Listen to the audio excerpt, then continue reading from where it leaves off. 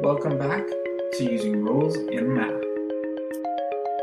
In this lesson, we're in the final steps, solving the word problem.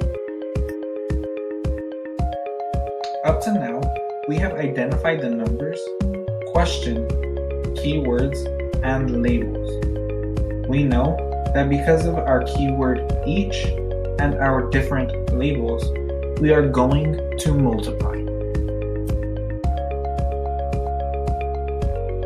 Before we can actually begin solving the problem, we need to review our question one more time.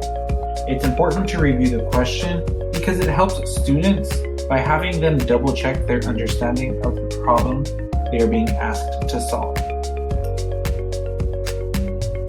Once we have reviewed the question, the next step we should take is to officially solve the computation. By now, we have determined which operation we will be using and the numbers to use with it. You, the student, are being put to the test in this step. The test makers want to see if you remember everything you have been taught about math concepts. Even though we have taken all the precautions to use the correct operation, it is still possible to get the answer wrong. That's why we need to take our time and solve the question with all of our concentration. The last and final step that most students try and skip is to check for reasonableness. Sometimes, students think that the first answer they get is always going to be correct. Sadly, that's not the case. It is very common for students to make a mistake while solving a problem, which is why checking for reasonableness is probably the most important step. There are two main ways to check for reasonableness.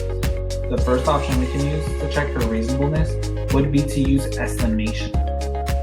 The second and probably best way to check for reasonableness is to simply use the inverse operations. We have officially completed our first word problem.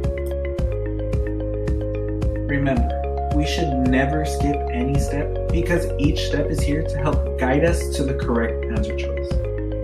Thank you for being such amazing students.